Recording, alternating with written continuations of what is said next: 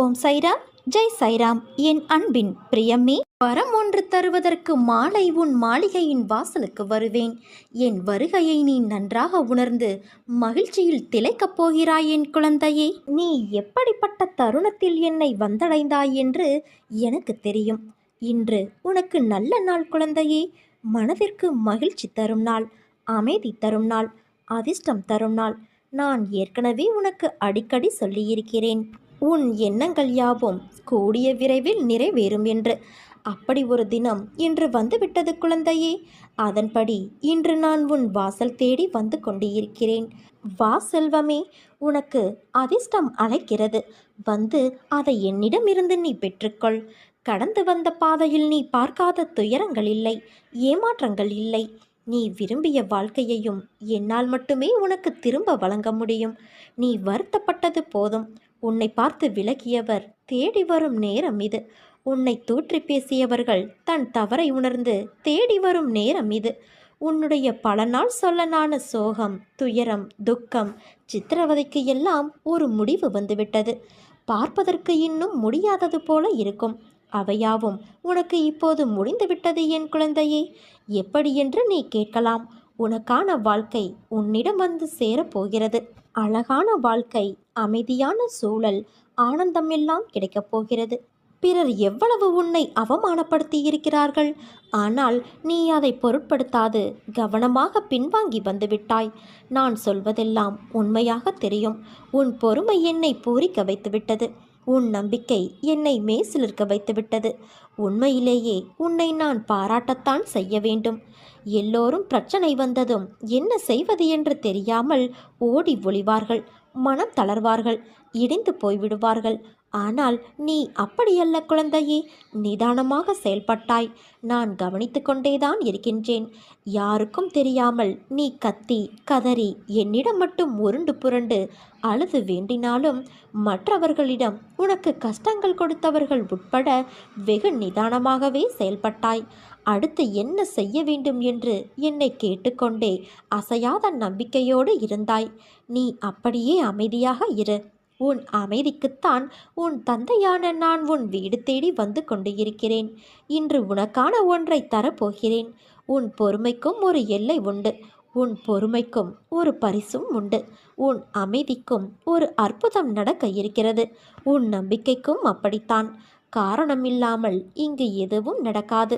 உன் வேண்டுதல் எதை பற்றி இருந்தாலும் இனி அதை நான் நிறைவேற்றி வைக்கிறேன். இன்று நிச்சயம் ஏதாவது ஒரு ரூபத்தில், மனித ரூபமாகவோ மற்ற உயிரினங்கள் வடிவிலோ அல்லது என் வடிவிலோ ஸ்ரீராமர் வடிவிலோ உன்னை சந்தித்தே தீருவேன். உனக்கு ஒரு வரம் ஒன்றும் தரப்போகின்றேன். கேள்விக்கு அப்பாற்பட்டு, நம்பிக்கைக்கும் அப்பாற்பட்டு இதை நீ நம்ப வேண்டும் குழந்தையே. இன்று நீ மகிழ்ச்சியில் துள்ளி குதிக்க இருக்கிறாய்.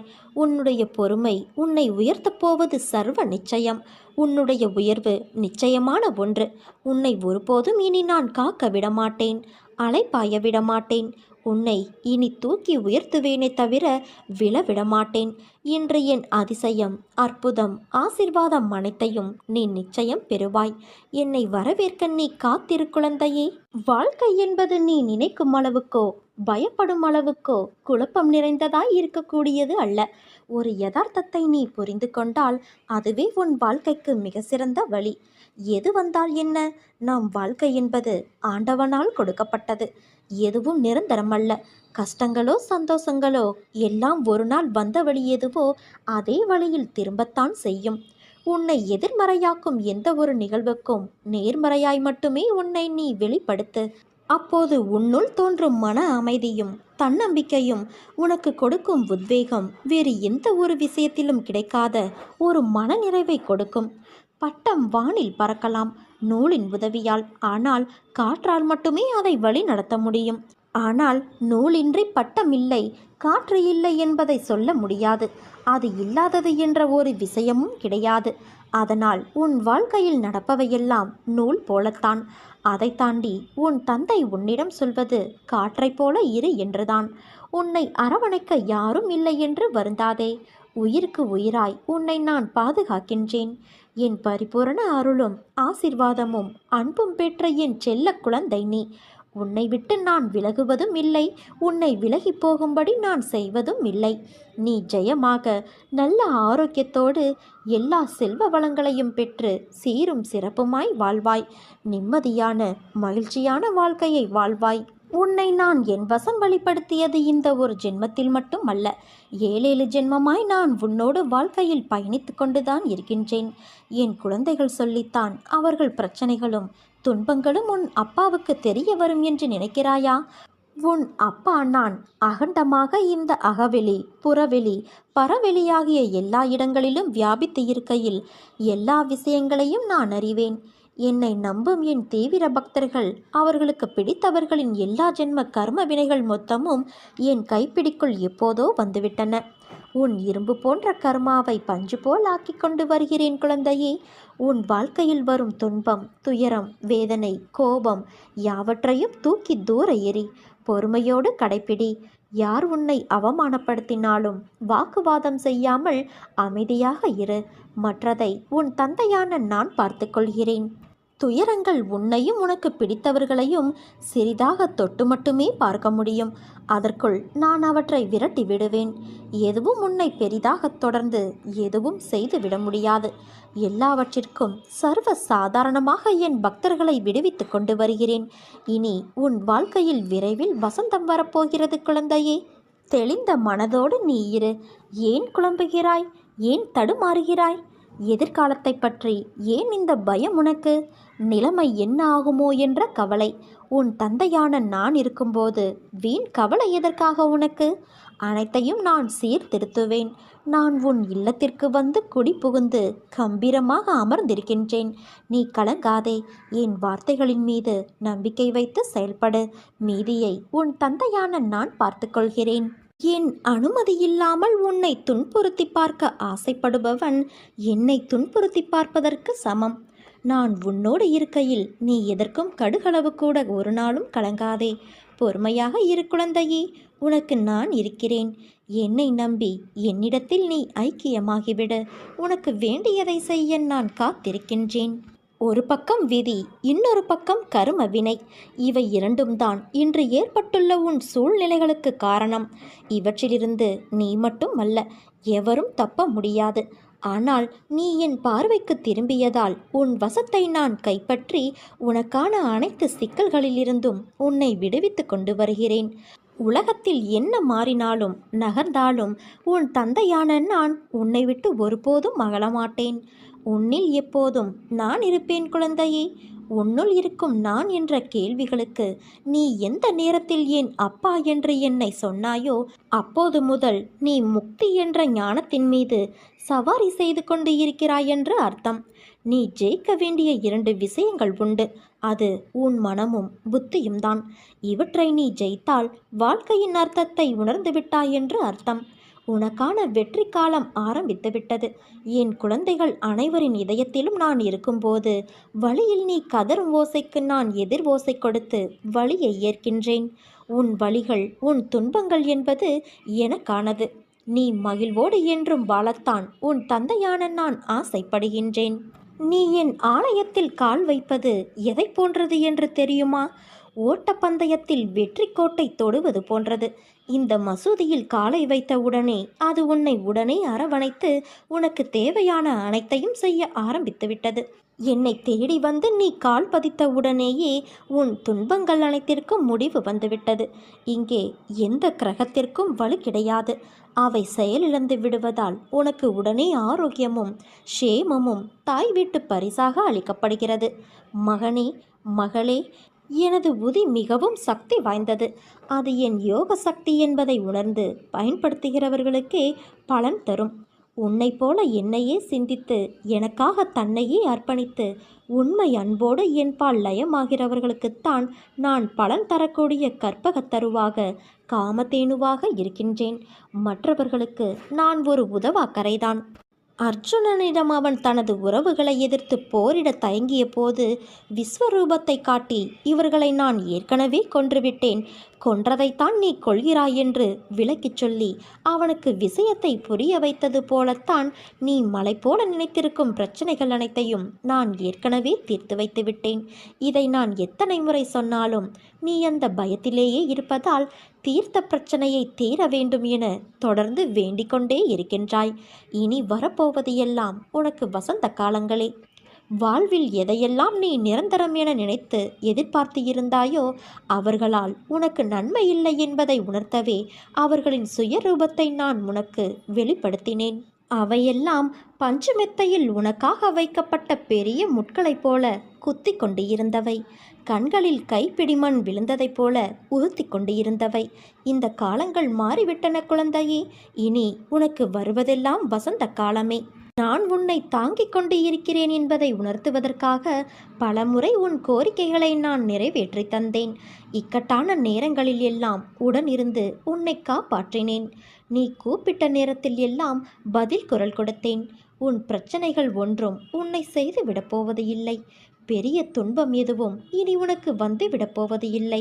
விரைவில் நீ கேட்ட யாவற்றையும் என்னை நினைத்து கொண்டு மகிழ்ச்சியோடு நிம்மதியோடு நீ அனுபவிக்க இருக்கிறாய் குழந்தையே. விடியலுக்காக காத்திருக்கும் உன் வாழ்வில் சூரியனாக வந்து நானே வெளிச்சம் தருவேன். கர்மங்களை குறைத்து கொள்ள வழி அதை தைரியமாக அனுபவிப்பதே. வாழ்க்கையில் நாம் புரிந்து கொள்ள வேண்டிய ஒரு முக்கியமான விஷயம் என்ன என்றால், கடைசி வரை ஒருவரை முழுதாக புரிந்து கொள்ள முடியாதுன்னு எவன் புரிந்து கொள்கிறானோ அவன்தான் நிம்மதியாக இருப்பான். ஒருவரை உங்களால் முழுமையாக 100% புரிந்து கொள்ள முடியும் என்றால் அந்த மனிதரோடு உங்களால் உறவாட முடியாது. மகிழ்ச்சி என்றால் என்ன என்று அதை அனுபவிக்கும் போது மனிதனுக்கு தெரிவது இல்லை. அது இல்லாமல் போகும்போதுதான் அவனுக்கு தெரிய வரும். நேர்மையற்றவர்களும் உயர்கிறார்களே என்று நாம் வருத்தப்படவோ ஆச்சரியப்படவோ கூடாது. ஏனெனில் நம் நோக்கம் உயர்வு அல்ல, நேர்மையாய் இருப்பதே. ஒரு மணியைப் போல நல்ல செயல்கள் சொர்க்கத்தின் வாசலில் ஓசையை எழுப்பும். சில சமயங்களில் மலைக்கு ஒதுங்கி நிற்பதைப் போல சில மனிதர்களிடம் ஒதுங்கி நிற்பதே சிறந்தது. கசக்கும் வேப்பங்காய் கூட பழுத்தால் இனிக்கிறது. கடைசி வரை பழுக்காத காய் சில பல மனிதர்கள் தினசரி 5 நிமிடம் மற்றவர்களுக்காக பிரார்த்தனை செய்யும் பொழுது நம்முடைய எண்ணங்கள் நேர்மறையில் செயல்பட்டு நல்ல மாற்றங்களை நமக்குள் கொண்டு வரும். நாம் நம்முடைய தேவைகளுக்காக எந்த வேண்டுதலும் இல்லாமல் அடுத்தவர்களுக்கு பிரார்த்தனையில் ஈடுபடும் போது நம்முடைய தேவைகள் தானாகவே நிறைவேறுகிறது. காலப்போக்கில் நமக்கு தேவை என்பதே இல்லாமல் நம் மனம் எப்பொழுதும் ஆழமான அமைதியில் அபரிமிதமான ஆசைகளுடன் எப்பொழுதும் நிறைவாகவே இருக்கிறது. இப்படிப்பட்ட பிரார்த்தனையில் ஈடுபட எல்லோருக்கும் வாய்ப்பு அமைவதில்லை. ஆனால் நமக்கு இந்த வாய்ப்பு கொடுக்கப்பட்டுள்ளது. நம்மையும் நம்மை சுற்றியுள்ளவர்களையும் உயர்த்த நமக்கான வாய்ப்பு இது.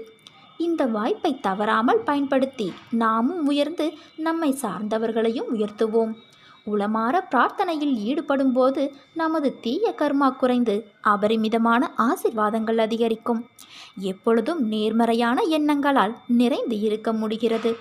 அடுத்தவர்களுக்கான இந்த 5 நிமிடம் நமக்கான மிகப்பெரிய ஆசீர்வாதம். உணர்ந்து பயன்படுத்தி கொள்வதற்கு நாம் முயற்சிக்க வேண்டும். நீ சின்ன சின்ன விஷயங்களுக்கெல்லாம் பயப்படுகிறாய். இது தவறோ, இது பாவமோ, நான் துரோகம் செய்து விட்டேனோ, மனதளவில் தப்பு செய்தேனே தவிர மற்றபடி தவறுகளில் ஈடுபடவில்லை, இதனால் என்னை தண்டித்து விடுவாயோ என்றெல்லாம் புலம்புகிறாய். வெற்றியாக இருந்தாலும் கேட்டேன், தோல்வியாக இருந்தாலும் வலது கண்ணாக வைத்து பாதுகாக்கின்றேன் என்பதை நீ உணர்ந்து கொள். மனசாட்சியோடு போராடும் உனது உள்ளத்தை எனது கோவிலாக கொண்டிருக்கின்றேன். உனது எந்த செயலும் தப்பானது அல்ல என்பதுதான் எனது தீர்மானம். உனது செயலுக்கு நீயே உன்னை குற்றவாளியாகவோ தீர்ப்புக்கு உட்படுத்தி கொள்ளவோ வேண்டாம். செய்வது அனைத்தும் எனக்கு தெரிந்தே நடக்கிறது என்பதை மட்டும் நீ தெரிந்து கொள். இதோ உன் வீட்டிற்கே நான் வந்துவிட்டேன். எல்லாம் நான் பார்த்து கொள்கிறேன். இனி உனக்கு எல்லாமே வெற்றிதான். எந்த லட்சியத்தை நீ அடைய நினைக்கிறாயோ அதை மனதில் கொண்டு செயல்படு. ஒரு நாள் கண்டிப்பாக அது உன்னை வந்து சேரும். அதுவரை எதற்கும் மனதில் கஷ்டப்பட்டு கொண்டு இருக்காதே. இருப்பதை கொண்டு சந்தோஷமாக வாழ். உனது எண்ணங்களை ஒருநிலைப்படுத்தி நம்பிக்கையோடு உன் கடமைகளை செய். நிச்சயம் நீ எதிர்பார்த்த அளவுக்கு மேல் உன் விருப்பங்கள் நிறைவேறும். வாழ்க்கையில் நிலையற்ற புத்தி என்பது என்றைக்கும் ஆபத்தான விஷயம். அதிலிருந்து வெளியே வர சுலபமான வழி உன்னுடைய புத்தியை திருப்பி சிந்திக்கவை. உன்னுள்ளே யுத்தம் நடக்கிறது போல உணர்ந்தாய் என்றால் கவலை கொள்ளாதே. அது நானே மாயை விளையாட்டில் அகப்பட்டு ஆசை என்ற வலையில் விழுந்த உன்னை மீட்கவே நான் எடுக்கும் போராட்டங்கள். அதனால்தான் உள்ளம் ரணமாய் உனக்கு மாறியுள்ளது. என்ன நடந்தாலும் என் பிள்ளையான உனக்கு நல்லதை மட்டும்தான் நான் செய்வேன். இது உன் சாய் தேவனின் சத்திய வாக்கு. தோல்விகள் சூழ்ந்தாலும் இருளை விளக்கும் கதிரவன் போல அதனை நீக்கி அடுத்தடுத்த வெற்றிப்படியில் காலடி எடுத்து வை. முடியும் வரை அல்ல, உன் இலக்கினை அடையும் வரை. இந்த விடியல் உன் வாழ்விலும் விடியட்டும். நன்றி மறந்தவர்களை எண்ணி நீ நிம்மதி இழக்காதே. உன் உதவியை மனிதர்கள் மறந்து போகலாம், ஆனால் தெய்வம் மறப்பதில்லை. எல்லா திசைகளிலும் நான் உன்னை சூழ்ந்து நிற்கையில் நீ எதற்காக பயப்படுகிறாய்? நீ எனது பிடியிலேயே இருக்கிறாய். நானே உனது தந்தை, பாதுகாவலன். உனக்கு துன்பம் நேர நான் எப்படி அனுமதிப்பேன்? வெறும் தண்டத்துக்கா நான் இங்கு இருக்கிறேன்? உனது எல்லா கவலைகளிலிருந்தும் எப்படி விடுவிக்கிறேன் என்று மட்டும் பார்.